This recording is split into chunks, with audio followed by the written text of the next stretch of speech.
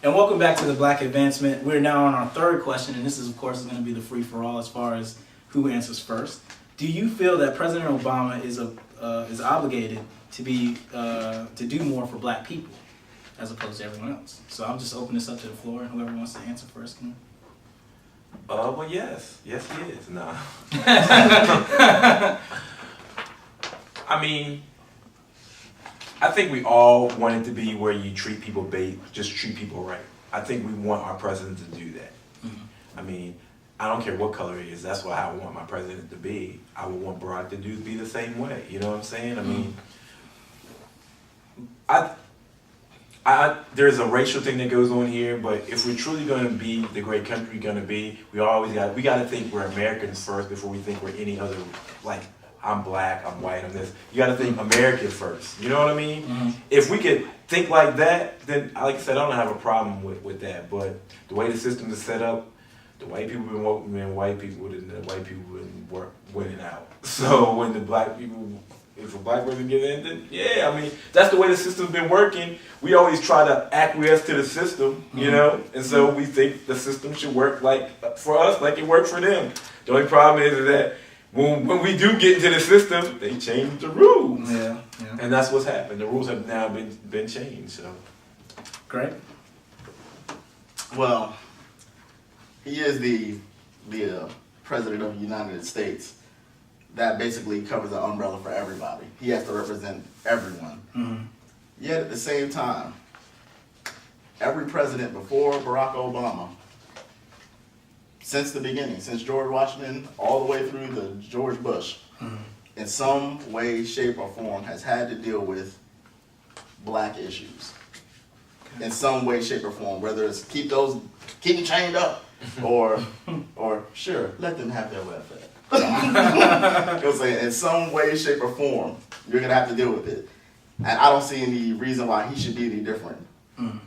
So there's a race issue. And now it's even more diverse with the race issue because you got to throw in all the Hispanics and the Latinos, which is kind of messed up. I feel bad about the way they've been treating the Latinos here because they're lumping them all in one group. Yeah, like everybody's a Mexican. Right. Do you think that Black people unfairly heap this upon them, as far as them saying like, "Hey, you should be doing more for us"? Do you think that we do that? But that's what I'm saying. We've learned it through the system. Mm-hmm. This is how the system is set up. When you get in, do you think it's fair though? No, I don't think it's fair. I don't think it's fair. That's the case. But I'm saying you can't be like, this is the system. This is the system. This is the system. This is the system. Now when we get in here and we want to go, this is the system. This is the system. This is it can't be like that anymore. Mm-hmm. It's how do you I mean, it's like I said, it breaks from the norm. If we've established a mode of operation, a standard operating procedure, you get in there, you take care of your people. You get in there, you take care of your people. He gets in there, then we would expect our people should get taken care of somewhat. You would, but because that is what has been preached, or that is how the processes work. We watch work since we've been in this country. So when we get in there, then we think we should be able to bring this all along. But from the perspective of, like, if he was really to do that, don't you think that would kind of give white people, Republicans, or everyone else then he could just... Don't you think that would he can count himself out? I guess validate everything they've been saying? Let me tell you something. When he went into this situation, to me, if it would have been me, once I got in, I would have gone balls to the wall doing whatever I had to do because I would have assumed they're not going to try to get me. I'm not going to get reelected. That's what I would have made the assumption. So I was like, man, y'all let me in here these 4 years. Guess what? You know, I'm gonna do what I do. But he's because he's trying to get reelected. He's tried to walk the center like Reagan did. You know what I'm saying? But Reagan walked the center. Oh yeah. I mean, if you go back and look at his policies, you'll find out he raised taxes just as much as any Democrat. He raised taxes like a mug. You know what I'm saying? So and the Democrats are supposed to be labeled the ones who always want to tax and spend. Mm-hmm. But if you go back and look at the last, I think maybe 3 Republican term presidents, you'll find out that they tax more than than the Democrat Of course before they, them. of course they do. Well, But like I was just saying, it's the process. It's like, you know, we here as African Americans have always tried to acquiesce into the system. We want to be a part of the system. We want to be treated fairly by the system. You know what I'm saying? So we, like I said, we've now gotten in the system, so we just like, well, y'all been in helping yourselves out for the first, what? He's the 45th, 46th? 44th. Yep, for the first 43, y'all was in there, and look how good y'all done. You know what I'm saying? So now you let us get in, and we want to turn a little bit our way. I mean, that's an only natural. I would think after watching how the system has worked. I'm just saying.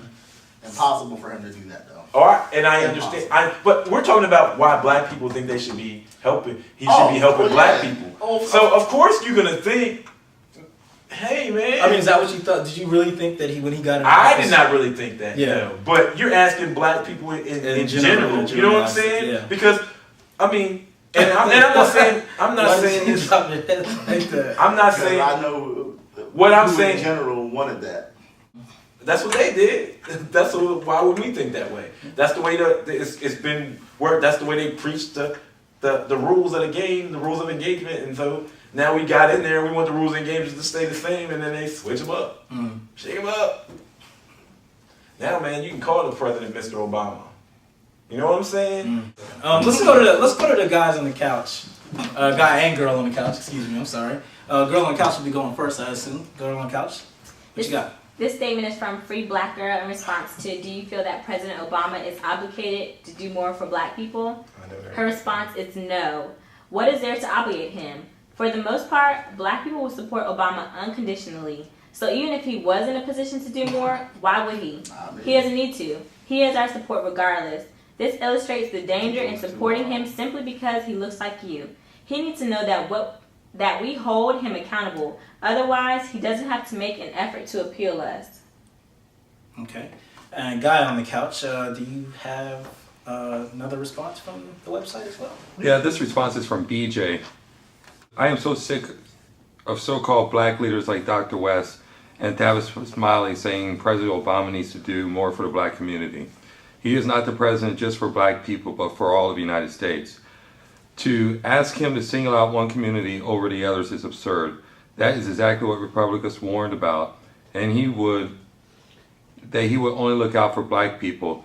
And if you really look at the numbers, many of the measures, laws he has enacted and programs he kept open/running are overwhelmingly used by minorities, which include black people.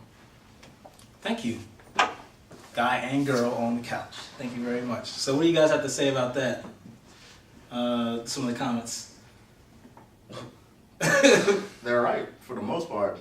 I mean, You agree with just cater. I mean, you're the president of the United States. Like, but I get back to the point I was making before is that we've watched the process work and we see what the reality of that process has been. And so when their people have gotten in, because I mean, and like she said about black people, that's happened. I mean, a lot of people think the same thing about black folks and they're supporting their Democratic Party, that we always are going to support the Democratic Party no matter what. You know what I'm saying? No matter what they always come to us, we need your vote, and then they still don't do nothing for us either. So, you know, I mean, it's just, I mean, this is what it is. I mean, we talk about the grandioseness of this system, but when you watch the reality of how it happened and how it's enacted, it's like, all right, so you get your guy in, your guy takes care of you. So we got our guy in, so we wanted him to take care of us. That's just a natural reaction to have based on how this system has worked for these, how many hundreds of years it's worked. So, and when I say that when the white people were getting in their specific guy in, the ones who got him in there, look at how economically they prospered. And that's all I'm saying is that we feel it. Are you mad at us for feeling that way after that's what y'all done? All I'm saying is that's what we've watched the rules and the reality be, and all we're saying is that if you can use those rules and do that, why can't we? I mean, for the most part, that is generally how things have worked in this country, considering that it was an openly racist society for the first, well, it's still kind of openly racist, but it was blatantly, obviously, 100% openly racist pretty much until 1970. So of course it's going to work that way. And then as more we've gotten involved and thrown into the mix of politics, and the more black people they have allowed us to move up in certain positions, I guess that was their way of saying, hey, we can all get along here as long as you stay at bay right here. You know what I'm saying? They'll only give you but so much, make you feel like you got a little bit of power going on. Now that we've got someone who's made it to the mountaintop, so to speak, I can understand why we would want things to swing more so in our favor. But the reality of the situation is that's never going to happen. Won't happen, not now, not ever. Because our priorities in America are generally not the priorities of the majority. So we'll never be put up on top. We'll never be put on that pedestal. Or that pedestal. The only time our issues are met is when we react in a grassroots operation way. And that's the only way that we get our needs met. Because Obama's in there does not mean that we should stop doing what we're doing down here and expect him to handle all of our business. We still have to handle our business here in the grassroots level. So, like I said, I think that he got nominated to represent all of America, and that's pretty much what he has to do. Because if he does go the other way and support all of us, all of us as in black folks, in that way as a favoritism, then he's pretty much killed himself politically. He's destroyed himself politically. So he can, I mean, there's not much farther. I mean, he's already at the top of his pretty much career field. You can't go much farther than the president. No, you can't. But if he takes that approach, then he's pretty much would ruin himself for the rest of his life. That'll close so many doors for him, except for in the black community. But like she said, either way, for the most part, we're still always going to love Obama, admire, and look up to him. He's the first. He's done something that no other black man in this country has ever done or may ever do again. For any minority group in this country, he should be an inspiration because he showed with hard work and a hell of a speaking voice, you can achieve pretty much anything you want. Okay. All right, we'll be back with my take on all three of the questions right after this. Shirley Chisholm, do you know who she is? If not, why don't you go to the website, www.blackadvancement.com. Welcome back to the Black Advancement. We are now on the last section of it. This is my take on all three of the questions. As you can see, everyone's still here, but they're all going to sit here and listen to me because I'm the man. Basically, on the first question, what grade would you give Obama and why? I would give him a B-, and there's several reasons why I would give him probably a lower grade than he probably deserves, but I think that it is part of your responsibility as a president to be able to convince other people of the policies that you want to enact. And I realize that it is especially hard for someone in his position from when literally the first day he takes office, someone says our job is to make him a 4-year president, and our job is to make sure he doesn't get reelected. I realize that that's very, very difficult for him to have walked into. However, I still think that when he did have a majority in the Congress, he could have done a little bit more, although I understand why he didn't. I understand how big the health care policy was, but there are a lot of other issues that are still left out there. What I'm hoping is that he perhaps gets another chance to correct some of those faults and things that he didn't get a chance to do the first go around, but we shall see as far as that goes. The second question, which is, do you feel that he was treated as fair as any other president? I'm just going to go ahead and say that George Bush probably wouldn't have been asked about John Gates or Skip Gates getting arrested for going into his own house, breaking into his own house. I don't think he would have been asked about Trayvon Martin. Just from the perspective of him being asked about black issues, I really feel that he is already treated unfairly or unlike any other president. No other president is going to be asked about these issues. I mean, that's just point blank period. And that's not a negative or positive way of looking at it. It's just the way it is. George Bush isn't going to be asked about black folks in that way. He's not going to be asked about Skip Gates. He's not going to be asked about any of that stuff. So just from that perspective alone, he's not treated like that. Of course, when you listen to these radio programs and you hear them say Mr. Obama as opposed to President Obama. When you see people say you lie, like the guy Free Ali said from the website, I mean, to me that's pretty obvious, and it's never happened before. And I don't like to explain away things by saying it's obviously racism and that's it. But I really can't picture why else you would have someone be so passionate and say it the way that they did, like when he was giving his speeches or when he's interrupted during his press conferences and things of that nature. It just doesn't. It's not easily explained any other way. And I know that might be the low-hanging fruit, but that's just how I feel about it. The last question: do you feel that President Obama is obligated to do more for Black people?